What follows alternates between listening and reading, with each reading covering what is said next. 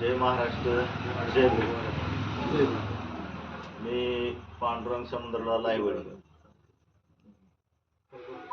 बौद्ध समाजाचा ज्येष्ठ नेता.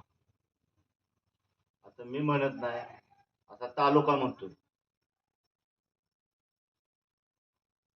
आता पंचायत समिती आणि जिल्हा परिषदच्या निवडणुका चालू आहेत. जिल्हा परिषद गटातून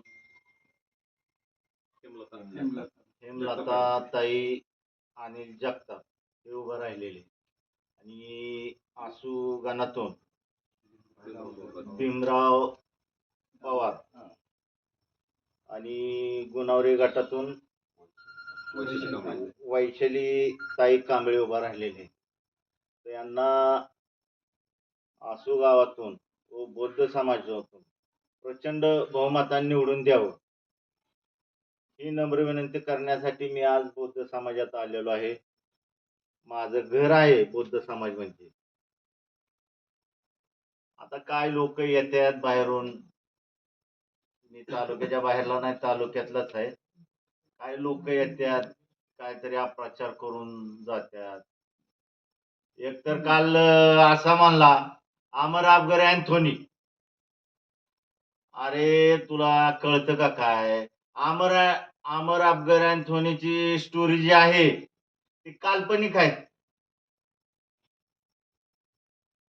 पण आता आपल्या तालुक्यात जे चालू आहे, थोरला नगराध्यक्ष 1 नंबरी,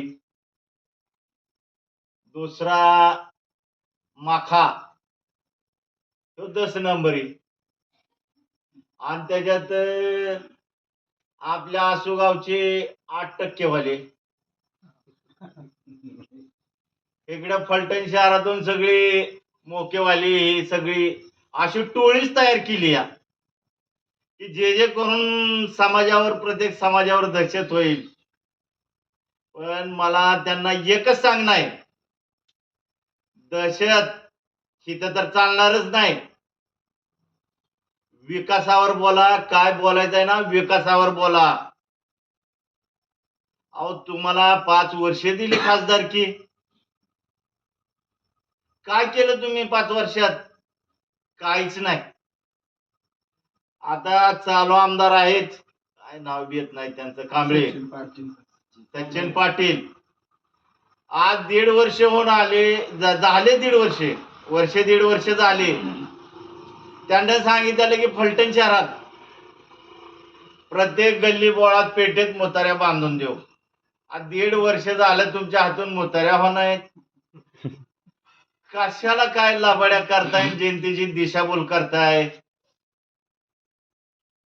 आज महाराज साहेबांना पूर्ण तालुक्यात विकास आणलाय. महत्वाचा पाणी प्रश्न, MIDC, काय तालुक्यात रोजंदारीला बी पाहिजे असा रामराजांना प्रतिसाद दिला. बऱ्यापैकी तरुण युवा पिढी आता कामाला जाते, कोण कमिन्स मध्ये जाते, कोण गोविंद डेअरीत जाते, कोण संस्थेतनं जाते. आणि काम आहेत महाराज साहेबांकडे. आपण ह्यांच्याकडे काहीच नाही, शून्य आहे. आणि लबाड थोबाडांच्या नादी लागू नका. शेवट काय होणार आहे तर तालुक्याचं वाटोळ होणार आहे. पण तालुक्याचं वाटोळ होणार नाही, आमचा आम्हाला विश्वास आहे की जिल्हा परिषद, पंचायत समिती, जिल्हा परिषदच्या 8 आणि पंचायत समितीचे 16 उमेदवार 100% येतीलच. तुम्ही नादात जाऊ नका. आमचा विजय हा निश्चितच आहे. आणि माझ्या बौद्ध बांधवांना बी एकच सांगणे आहे, कुणाची दिशाभूल होत असेल काय, बळी पडूच नका. का की सगळी लबाड लोक एकत्र झाल्यात फलटण तालुक्यातली, आणि तालुका संपवाय निघालेले. महाराज साहेबांकडे 30 वर्ष सत्ता होती, त्यांना कधी असली जवळ केलीच नव्हती. केली आता ती गेली निघून. ह्यांच्या दहशतीनं गेली काय लोक आणि मारल्या उड्या.